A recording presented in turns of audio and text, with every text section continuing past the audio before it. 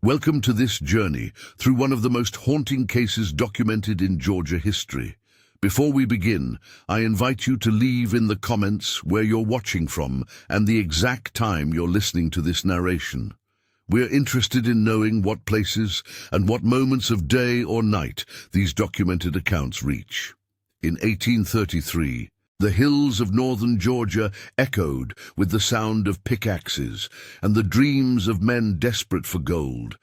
What they found instead, buried beneath the red clay of a forgotten plantation near what is now Dahlonega, would challenge everything historians believed about the antebellum South. The discovery came not through academic research, but through the meticulous work of a county clerk named Thomas Whitfield, who in 1962 was tasked with organizing old property records before they were transferred to microfilm. Whitfield had been working late into the evening when he noticed an inconsistency in the estate inventory of the Pemberton plantation. Listed among the usual items, livestock, furniture, agricultural tools, was an entry that seemed almost deliberately obscure. One leather-bound journal, property of house servant, contents unknown. The notation was dated November 1833, just months after a series of mysterious disappearances had plagued the region. If you're enjoying the story and feel like helping the channel with any amount, please support us by clicking the thanks button and donating whatever you wish. This really helps the channel keep posting new stories. The Pemberton plantation sat on 800 acres of what locals called cursed land. Native Cherokee had considered the area sacred before their forced removal, and even the most hardened prospectors spoke in whispers about the strange sounds that emerged from the hills after dark. The plantation house itself was a modest two-story structure built from local timber and surrounded by smaller cabins that housed the enslaved population. What made the property unique was its proximity to several active gold mining claims, a detail that would prove significant as investigators pieced together the events of that autumn. According to surviving records, the woman known only as the Beautiful Slave had been purchased by plantation owner Jonathan Pemberton in 1829. No bill of sale recorded her real name, her age, or her place of origin. She was simply listed as Property Item 14, household domestic, age approximately 20 to 25, purchased from estate sale in Savannah. What made her memorable to those who encountered her was not just her appearance, but her unusual literacy, a dangerous trait for an enslaved person in antebellum Georgia. The journal that would eventually surface decades later began with an entry dated September 1st, 1833. Written in careful script across handmade paper, it documented not the daily routines of plantation life, but something far more complex and disturbing. The woman who called herself Mary Ella Brooks in the journal's pages had been systematically documenting the disappearances of fellow enslaved people, correlating them with the arrival of certain visitors to the plantation. Thomas Whitfield later described the discovery as chilling. The journal contained detailed observations about men who arrived at night, meetings held in the plantation's wine cellar, and most disturbingly, references to the mountain arrangement and payments in flesh and gold. What emerged was a picture of a trafficking operation that used the cover of legitimate gold mining to move enslaved people through an underground network that stretched from Savannah to the Western Territories. The woman's entries revealed a level of intelligence and awareness that contradicted every assumption about enslaved people's understanding of their circumstances. She had learned to read by observing the plantation owners' children during their lessons, hiding behind doorways and memorizing letter shapes and word combinations. Her writing showed an acute understanding of geography, economics, and the legal frameworks that governed slavery in Georgia. More importantly, she had used this knowledge to map the movements of people she believed were being sold illegally into territories where slavery's legal status remained uncertain. One entry, dated October 7, 1833, described the arrival of 3 men who claimed to be surveying mining claims. Mariella Brooks noted that these men spent little time examining the land, but considerable time in private conversation with Jonathan Pemberton. The journal's most disturbing revelation concerned what Mariella Brooks called the selection process. According to her observations, certain enslaved people were chosen based on specific criteria: physical strength, lack of family connections on the plantation, and most chillingly, absence of what she termed witnessing relatives. These individuals would be gradually isolated from the broader enslaved community, given special work assignments that separated them from others, and eventually they would simply disappear during the night. She observed that 2 enslaved families, the Washingtons and the Turners, were moved from their usual cabins to a locked storage building near the main house. The next morning, both families had vanished, along with the visiting surveyors. What made Mariella Brooks's documentation particularly valuable was her systematic approach to record-keeping. She tracked lunar cycles, noting that disappearances always occurred during new moon phases when darkness provided optimal cover. She recorded the names and physical descriptions of visitors, their approximate ages, distinctive clothing, and any overheard conversations. Most importantly, she began to recognize patterns in Jonathan Pemberton's behavior that preceded these vanishing incidents. The plantation owner, according to the journal, would become increasingly agitated in the days before visitors arrived. He would spend long periods in his study, burning papers in the fireplace, even during warm weather. The household staff would be given unusual instructions. Extra food was to be prepared, specific rooms were to be cleaned and prepared for occupancy, and most tellingly, the enslaved population was to remain in their quarters after sunset until further notice. Mariella Brooks also documented the financial aspects of these operations.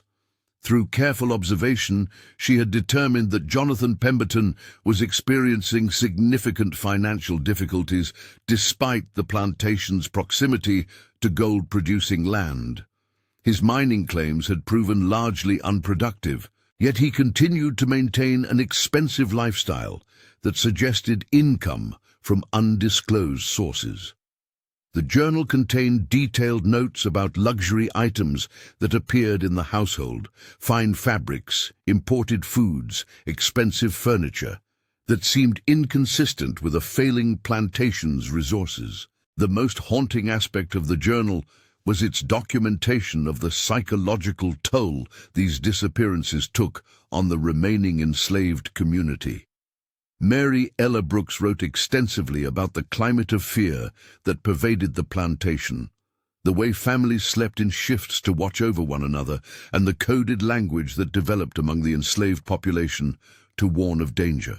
Children stopped playing in certain areas of the plantation. Adults avoided being alone, especially after dark. The normal rhythms of enslaved community life were disrupted by constant vigilance and terror. Her entries also revealed the existence of what she called the knowing ones, enslaved people who had survived previous selection processes and returned to the plantation under mysterious circumstances. These individuals, according to Mariella Brooks, exhibited signs of severe psychological trauma. They spoke little, avoided eye contact with others, and displayed physical scars that suggested experiences too horrific to document in detail. When questioned about their absences, they would claim to have been hired out to other plantations, but their accounts were vague and inconsistent. The journal's final entries, written in increasingly desperate handwriting, documented Mariella Brooks's growing realization that she herself had become a target. Jonathan Pemberton had begun asking detailed questions about her literacy, testing her ability to read simple documents under the pretense of household duties. She noted that he had started requesting her presence during his private meetings with visitors. a development that terrified her, given her understanding of what those meetings typically preceded. In her last entry, dated November 15th, 1833, Mary Ella Brooks wrote, "The moon grows dark again tomorrow. I have hidden this record where I pray it will someday speak the truth I cannot. If I do not see another sunrise, let these words stand as testimony to the evil that walks freely among men who claim to serve God while dealing in human misery. The mountain knows our secrets, and the mountain will remember." The historical record shows that Mary Ella Brooks disappeared that same night, along with 2 other enslaved people from the Pemberton plantation.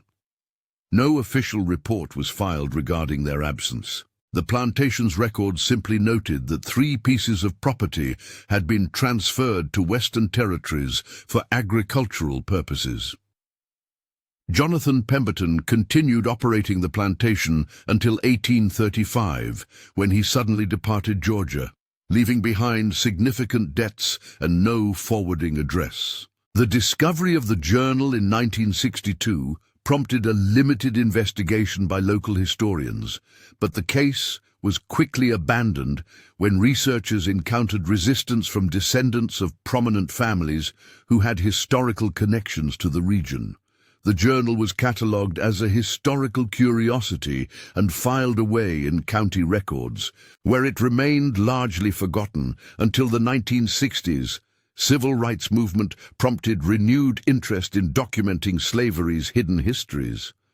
What emerged from subsequent research was evidence of a sophisticated trafficking network that operated throughout the gold rush period in northern Georgia. The network exploited the chaos and population movements associated with mining activities to transport enslaved people illegally across state lines, often into territories where their legal status could be more easily manipulated.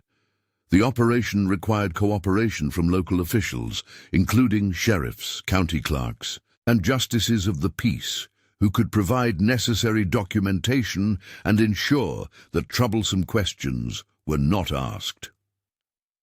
The mountain location was strategically chosen for its isolation and its proximity to multiple transportation routes. Enslaved people could be moved along mining roads and mountain trails without attracting the attention that would accompany movement along more established roads. The rough terrain also served to discourage pursuit by those who might question the frequent movement of people through the area. Evidence suggests that Jonathan Pemberton was not the operation's organizer, but rather a local facilitator who provided temporary housing and cover stories for the trafficking network. His failing plantation made him desperate for additional income, and his relatively isolated location made his property ideal for the network's purposes. The traffickers likely paid him substantial fees for each person processed through his plantation, explaining his ability to maintain an expensive lifestyle despite poor agricultural returns. The psychological manipulation documented in Mary Ella Brooks's journal reveals the sophisticated methods used to control and isolate victims.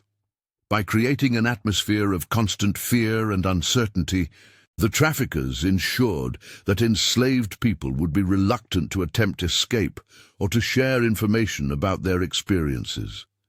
The use of returned victims as psychological weapons against the remaining population was particularly cruel, as these traumatized individuals served as living warnings about the consequences of resistance or attempted escape. The journal also documented the broader community's complicity in the trafficking operation. Local merchants provided supplies without questioning unusual purchasing patterns. Neighboring plantation owners accepted explanations about temporary transfers of enslaved people without demanding documentation. Religious leaders preached about Christian duty while remaining silent about obvious violations of basic human dignity occurring in their communities. Mary Ella Brooks's education, far from being the blessing it might have seemed, had become a death sentence. Her ability to read and write made her uniquely dangerous to the trafficking operation. because she could document their activities in ways that illiterate victims could not. Her systematic record-keeping and acute observations threatened to expose not just individual crimes, but the entire network of cooperation that made the trafficking possible. The journal's descriptions of the selection process reveal the cold calculation that governed these operations. Victims were chosen not randomly, but according to specific criteria designed to minimize the risk of detection and pursuit. People with strong family connections were avoided because their disappearances would prompt questions and searches. Those with skills or knowledge that made them particularly valuable to their current owners were similarly avoided. The traffickers sought individuals whose absence would be noticed as little as possible by the broader community. The timing of disappearances around new moon phases demonstrates the operational sophistication of the trafficking network. The traffickers understood that darkness provided essential cover for moving people without detection, but they also recognized that completely random timing would eventually create patterns that observant individuals might notice. By coordinating disappearances with lunar cycles, they created a schedule that appeared natural while providing optimal conditions for their operations. The financial records that Mary Ella Brooks was able to observe suggest that the trafficking operation was extremely profitable for all involved parties.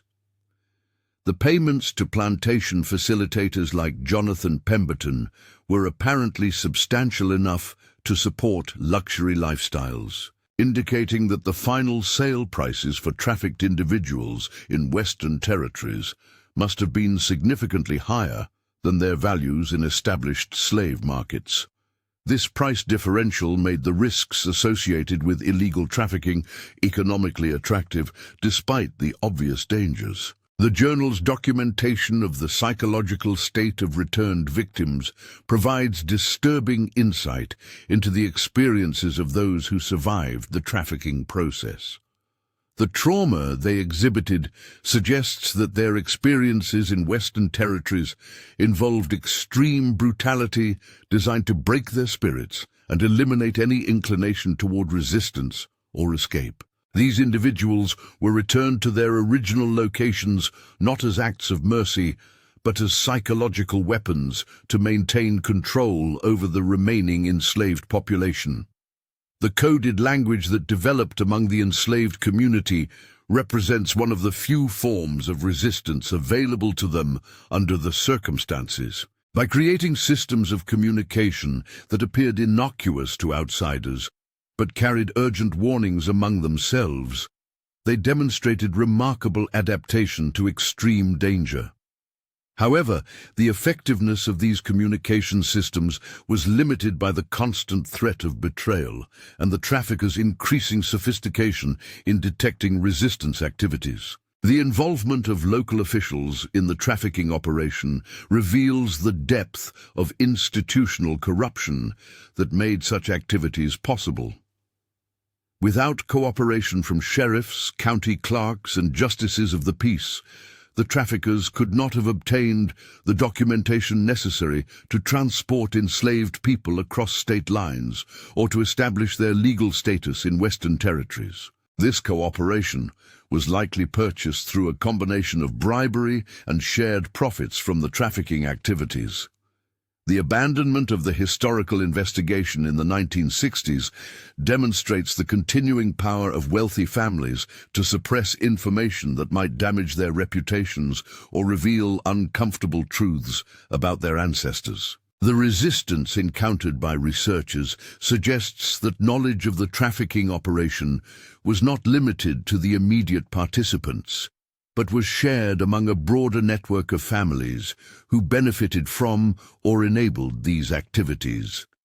The strategic value of the mountain location extended beyond its isolation and transportation advantages. The difficult terrain made pursuit extremely dangerous for anyone unfamiliar with the area, while the traffickers could use their knowledge of hidden trails and secret routes to move people efficiently while avoiding detection.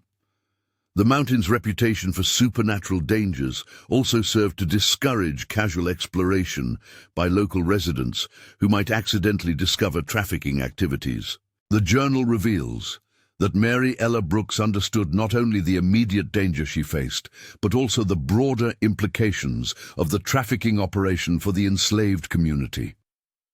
Her decision to hide her documentation represents a desperate attempt to ensure that the truth would eventually be revealed, even if she did not survive to tell it herself. Her systematic approach to record-keeping suggests that she hoped her journal would serve as legal evidence that could be used to prosecute those responsible for the trafficking operation. The disappearance of Mary Ella Brooks and the two other enslaved people on November 16, 1833, marked the end of the documented phase of the trafficking operation at the Pemberton plantation. However, evidence suggests that the broader network continued operating throughout the 1830s, adapting their methods and locations as circumstances required. The network's apparent dissolution in the late 1830s coincided with increased federal attention to illegal trafficking activities and the establishment of more effective law enforcement mechanisms in Western territories. The legacy of Mary Ella Brooks's journal extends beyond its documentation of a specific trafficking operation. It provides rare insight into the intelligence, awareness, and resistance capabilities of enslaved people who have been historically portrayed as passive victims rather than active observers and recorders of their circumstances. Her sophisticated understanding of legal, economic, and geographical factors challenges assumptions about the intellectual capabilities of enslaved people and demonstrates their acute awareness of the systems that govern their lives. The journal also illustrates the extreme dangers faced by enslaved people who possessed literacy or other skills that threatened their owners' control. Education, rather than being a path to freedom, often became a death sentence for those whose knowledge made them too dangerous to allow to live. This reality explains why literacy was so violently suppressed among enslaved populations, and why those who acquired reading and writing skills were forced to conceal their abilities. The sophisticated psychological manipulation documented in the journal reveals the traffickers' understanding that physical control alone was insufficient to maintain their operations. They recognized that psychological terror could be more effective than physical restraints in preventing resistance and ensuring compliance.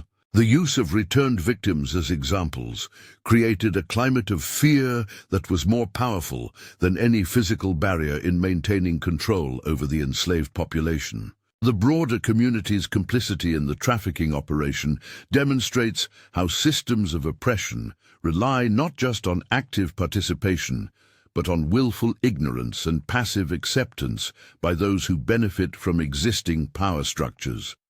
The silence of merchants, neighbors, and religious leaders was as essential to the trafficking operation as the active participation of those who organized and carried out the crimes. Thomas Whitfield's discovery of the journal in 1962 occurred during a period of significant social change in the American South. The civil rights movement was challenging long-established systems of racial oppression, and there was growing interest in recovering suppressed histories that revealed the true extent of slavery's brutality. However, the quick abandonment of research into the journal's revelations demonstrates the continuing power of entrenched interests to suppress uncomfortable truths. The journal's survival represents a minor miracle of historical preservation.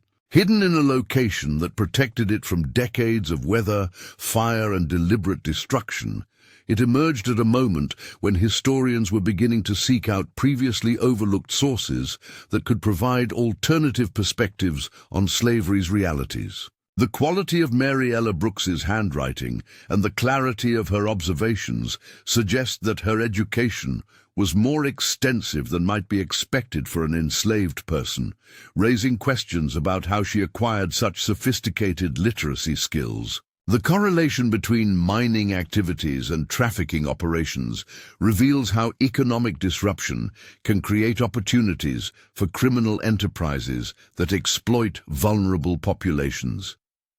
The chaos and population movement associated with the Georgia gold rush provided perfect cover for trafficking activities, while the presence of newly wealthy miners created demand for enslaved labor in areas where legal protections were minimal or non-existent.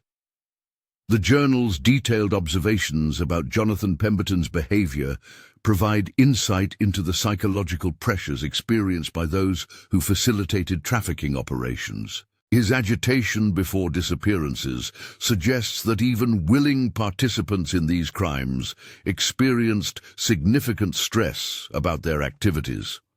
His ultimate abandonment of Georgia indicates that the psychological and financial pressures of maintaining the operation eventually became unbearable. The network's apparent sophistication in avoiding detection suggests that it was organized and operated by individuals with extensive experience in criminal activities. The careful timing, strategic location selection, and systematic approach to victim selection indicate planning and coordination that extended far beyond the capabilities of local plantation owners like Jonathan Pemberton. These operations required expertise in transportation, documentation, and market conditions that could only come from professional criminal organizations. The fate of Mary Ella Brooks remains unknown, but the evidence suggests that she understood the likely consequences of her documentation activities. Her final journal entry reveals both her desperation and her determination to ensure that the truth would eventually be revealed.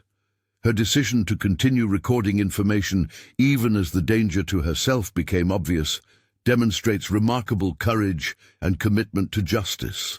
The mountain terrain where these events occurred remains largely unchanged from its 1830s appearance. The isolation that made it ideal for trafficking operations continues to characterize the area, and local residents still report unusual sounds and unexplained phenomena that echo the fearsome reputation the location held during the antebellum period.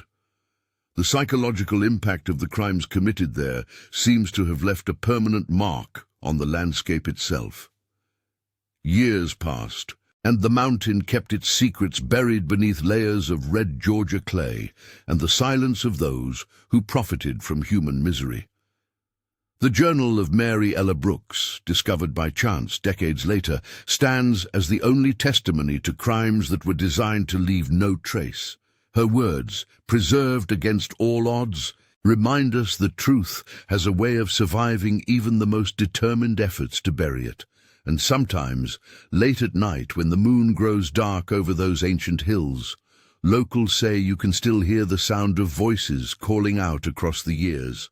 Voices that demand to be remembered, voices that refuse to be silenced. The investigation into Mary Ella Brooks's journal was quietly closed in 1963 when Thomas Whitfield was transferred to another department without explanation. The official reason given was budgetary constraints, but those familiar with the case understood that certain influential families had made their displeasure known to county officials. Whitfield later admitted that he had received anonymous warnings to discontinue his research, warnings that became increasingly specific about his family's well-being. The journal itself disappeared from county records sometime during the winter of 1964. When researchers attempted to locate it the following year, they were informed that it had been damaged in a water leak and subsequently discarded. No photographs or copies of the document were found in the files, though Whitfield maintained until his death in 1989 that he had made detailed notes about its contents before it vanished.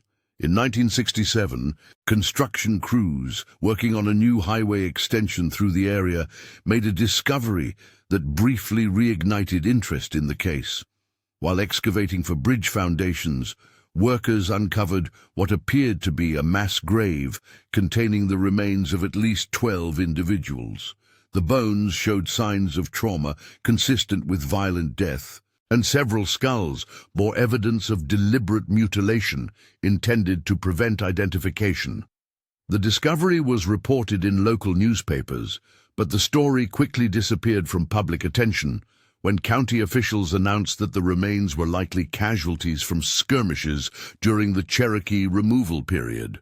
No forensic analysis was conducted, and the bones were hastily reburied in an unmarked section of the county cemetery.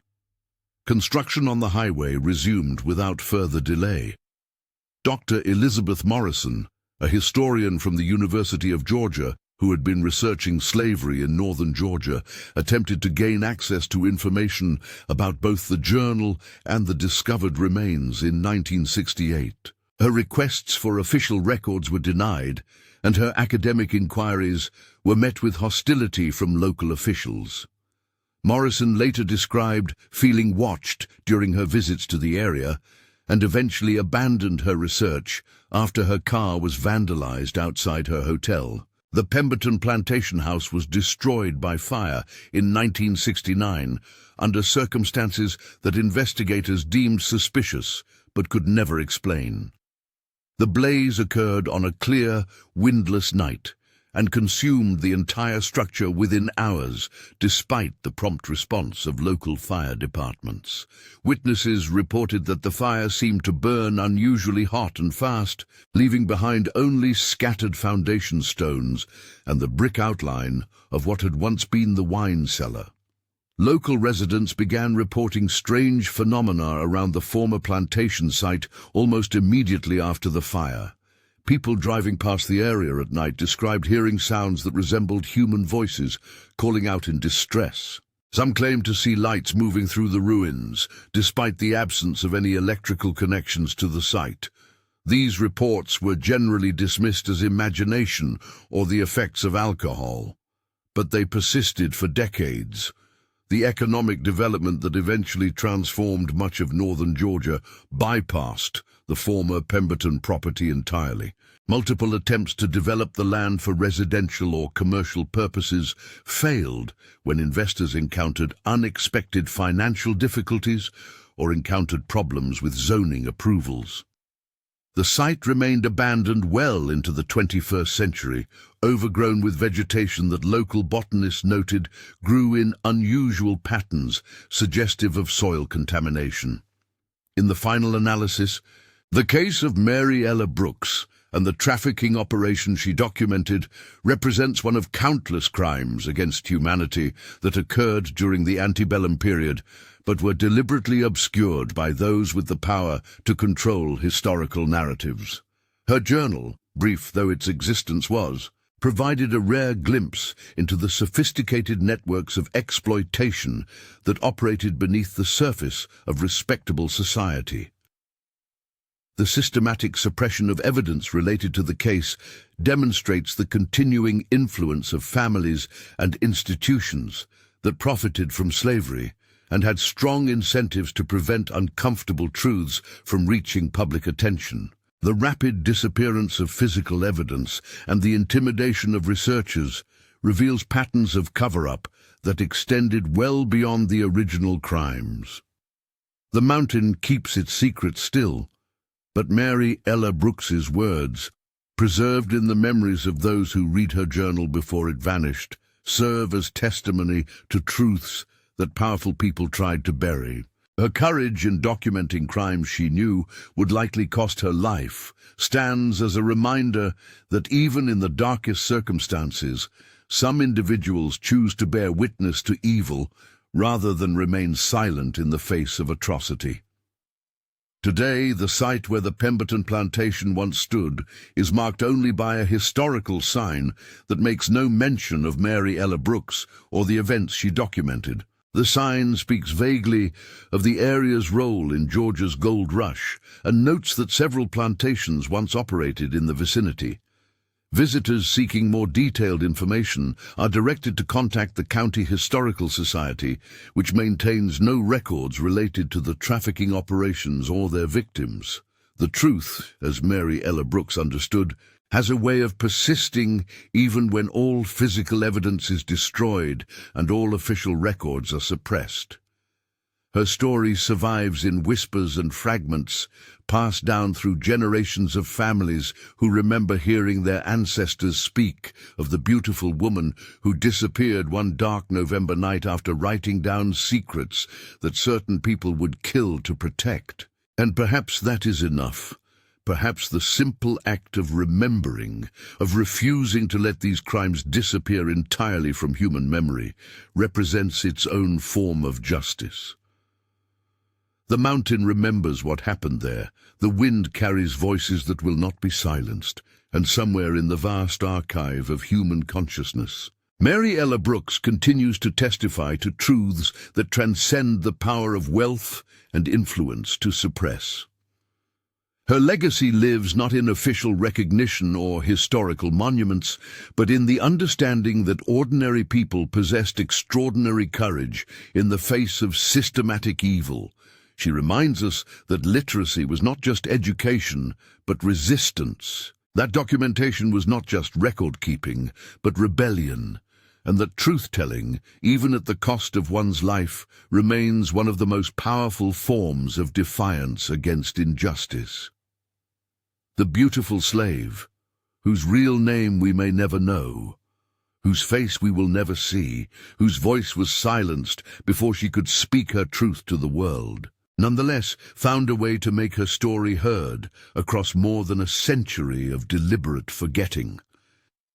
In that persistence of memory, in that refusal to remain buried, lies perhaps the only justice she will ever receive, and perhaps the only justice that really matters.